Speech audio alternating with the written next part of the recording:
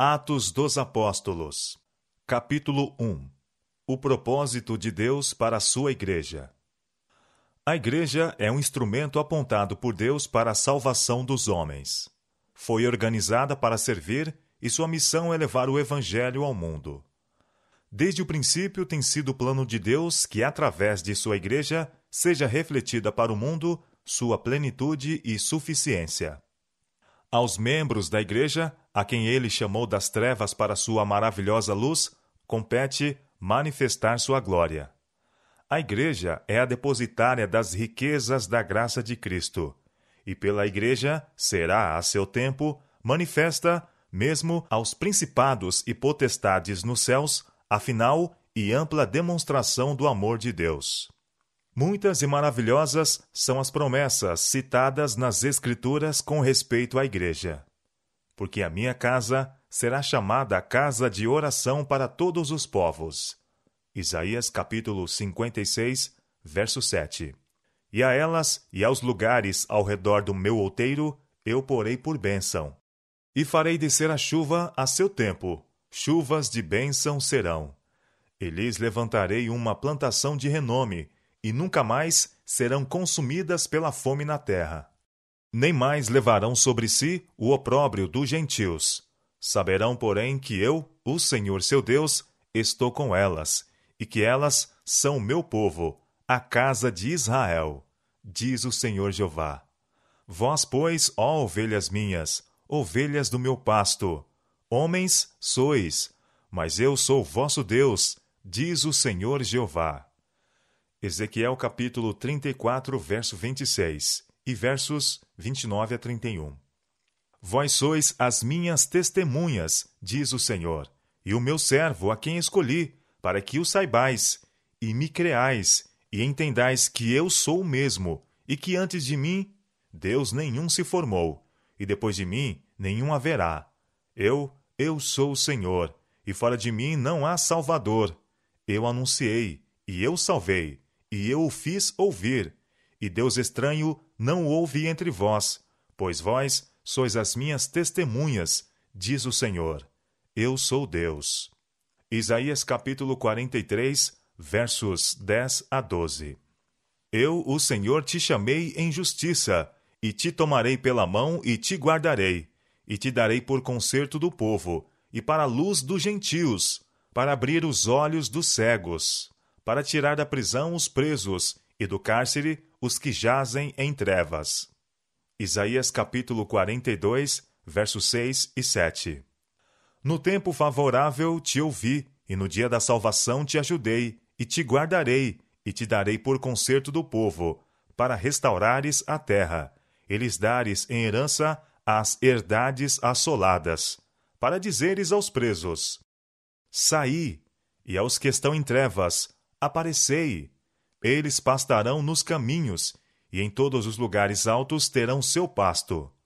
Nunca terão fome, nem sede, nem a calma, nem o sol os afligirá, porque o que se compadece deles os guiará, e os levará mansamente aos mananciais das águas, e farei de todos os meus montes um caminho, e as minhas veredas serão exaltadas. Exultai, ó céus, e alegra-te tu, terra, e vós, montes, estalai de júbilo, porque o Senhor consolou seu povo, e dos seus aflitos se compadecerá. Mas Sião diz: já me desamparou o Senhor, e o Senhor se esqueceu de mim. Pode uma mulher esquecer-se tanto de seu filho que cria, que não se compadeça dele, do filho do seu ventre? Mas ainda que essa se esquecesse, eu, todavia, não me esquecerei de ti. Eis que nas palmas das minhas mãos te tenho gravado. Os teus muros estão continuamente perante mim. Isaías capítulo 49, versos 8 a 11 e versos 13 a 16. A Igreja é a fortaleza de Deus, sua cidade de refúgio, que ele mantém num mundo revoltado. Qualquer infidelidade da Igreja é traição para com aquele que comprou a humanidade com o sangue de seu unigênito Filho. Pessoas fiéis constituíram, desde o princípio, a Igreja sobre a terra. Em cada era, teve o Senhor seus vigias, que deram fiel testemunho à geração em que viveram. Essas sentinelas apregoaram a mensagem de advertência, e ao serem chamadas para depor a armadura, outros empreenderam a tarefa. Deus pôs essas testemunhas em relação de concerto com Ele próprio, unindo a igreja da terra à do céu. Enviou seus anjos para cuidar de sua igreja, e as portas do inferno não puderam prevalecer contra seu povo. Através de séculos de perseguição, conflito e trevas, Deus tem amparado sua igreja. Nenhuma nuvem sobre ela cai, para a qual ele não estivesse preparado. Nenhuma força oponente surgiu para impedir sua obra, que ele não houvesse previsto. Tudo sucedeu como ele predisse. Ele não deixou sua igreja ao desamparo, mas traçou, em declarações proféticas, o que deveria ocorrer, e aquilo que seu Espírito inspirou os profetas a predizerem tem se realizado. Todos os seus propósitos serão cumpridos. Sua lei está vinculada a seu trono, e nenhum poder do mal poderá destruí-la. A verdade é inspirada e guardada por Deus, e ela triunfará sobre toda oposição. Durante séculos de trevas espirituais, a Igreja de Deus tem sido como uma cidade edificada sobre um monte. De século em século, através de sucessivas gerações, as puras doutrinas do céu têm sido desdobrada dentro de seus limites. Fraca e defeituosa como possa parecer, a Igreja é o único objeto sobre que Deus concedeu, em sentido especial, sua suprema atenção.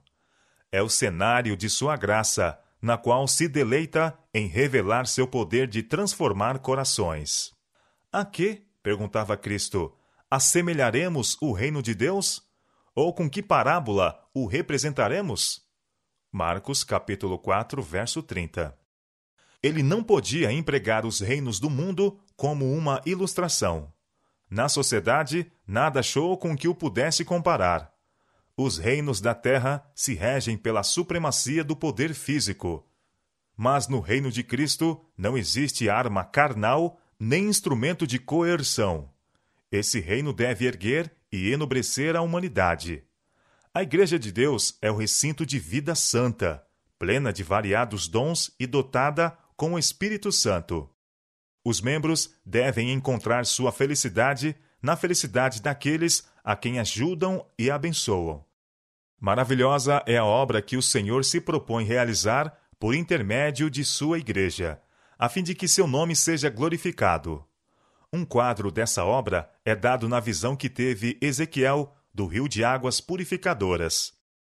Estas águas saem para a região oriental e descem a campina e entram no mar, e sendo levadas ao mar, sararão as águas. E será que toda criatura vivente que vier por onde quer que entrarem estes dois ribeiros, viverá. E junto do ribeiro, à sua margem, de uma e de outra banda, subirá toda a sorte de árvore que dá fruto para se comer. Não cairá a sua folha, nem perecerá o seu fruto. Nos seus meses produzirá novos frutos, porque as suas águas saem do santuário, e o seu fruto servirá de alimento e a sua folha de remédio. Ezequiel capítulo 47, versos 8 a 9 e verso 12. Desde o início, tem Deus operado por intermédio de seu povo, a fim de trazer bênçãos ao mundo. Deus fez de José uma fonte de vida para a antiga nação egípcia. Através de sua integridade, a vida de todo o povo foi preservada. Por meio de Daniel, salvou Deus a vida de todos os sábios de Babilônia. E esses livramentos são como lições objetivas. Eles ilustram as bênçãos espirituais oferecidas ao mundo pela ligação com Deus a quem José e Daniel adoravam. Todos aqueles em cujo coração Cristo habita, cada um que mostre seu amor ao mundo, é um cooperador de Deus para a bênção da humanidade. À medida que recebe do Salvador, graça para reparti-la com outros, de seu próprio ser fluem torrentes de vida espiritual. Deus escolhera Israel para revelar seu caráter aos homens. Queria que os israelitas fossem fontes de salvação no mundo. A eles foram entregues os oráculos do céu, a revelação da vontade de Deus. Nos primeiros dias de Israel, as nações do mundo, mediante práticas corruptas, tinham perdido o conhecimento de Deus. Eles o haviam conhecido antes, mas, porque não glorificaram como Deus, nem lhe deram graças, antes, em seus discursos, se desvaneceram e o seu coração insensato se obscureceu. Romanos capítulo 1, verso 21. Mas, em sua misericórdia, Deus não as riscou da existência. Ele se propôs dar-lhes nova oportunidade de se familiarizarem com ele por intermédio de seu povo escolhido. Mediante os ensinos do sacrifício expiatório, Cristo devia ser exaltado perante todas as nações, e todos os que olhassem para ele viveriam. Cristo era o fundamento da organização judaica. Todo o sistema de tipos e símbolos era uma compacta profecia do Evangelho, uma representação em que se continham as promessas de redenção. Mas o povo de Israel perdeu de vista seus altos privilégios como representantes de Deus. Esqueceram-se de Deus e deixaram de cumprir sua santa missão. As bênçãos por eles recebidas não produziram bênçãos para o mundo. Apropriaram-se de todas as suas vantagens para a glorificação própria. Excluíram-se do mundo para escapar à tentação. As restrições por Deus, impostas na sua associação com os idólatras, como meio de prevenir-lhes o conformismo com as práticas pagãs, eles as usaram para levantar um muro de separação entre si e as demais nações. Roubaram a Deus no serviço que ele requeria deles e roubaram ao próximo na guia religiosa e santo exemplo. Sacerdotes e príncipes fixaram-se numa rotina de cerimonialismo. Satisfizeram-se com uma religião legal e era-lhes impossível dar a outros as vivas verdades do céu. Consideravam suficiente sua própria justiça e não desejavam a intromissão de um novo elemento em sua religião. A boa vontade de Deus para com os homens não era por eles aceita como algo à parte deles próprios, mas a relacionava com seus próprios méritos por causa de suas boas obras. A fé que atua por amor e purifica a vida não achava lugar na união com a religião dos fariseus, feita de cerimonialismo e injunções humanas. De Israel, disse Deus: Eu mesmo te plantei, como vide excelente, uma semente inteiramente fiel.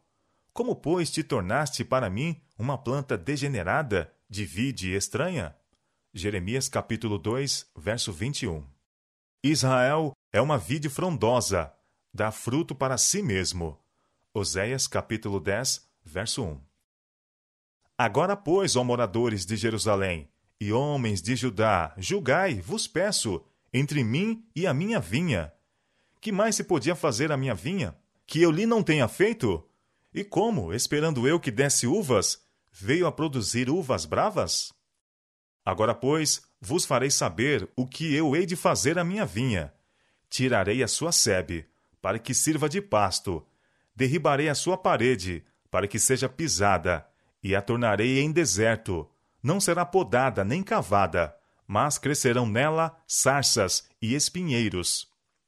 E às nuvens darei ordem que não derramem chuva sobre ela, porque a vinha do Senhor dos Exércitos é a casa de Israel, e os homens de Judá são a planta das suas delícias. E esperou que exercessem juízo, e eis aqui opressão, justiça, e eis aqui clamor. Isaías capítulo 5, versos 3 a 7. A fraca não fortalecestes, e a doente não curastes, e a quebrada não ligastes, e a desgarrada não tornastes a trazer, e a perdida não buscastes, mas dominais sobre elas com rigor e dureza. Ezequiel capítulo 34, verso 4.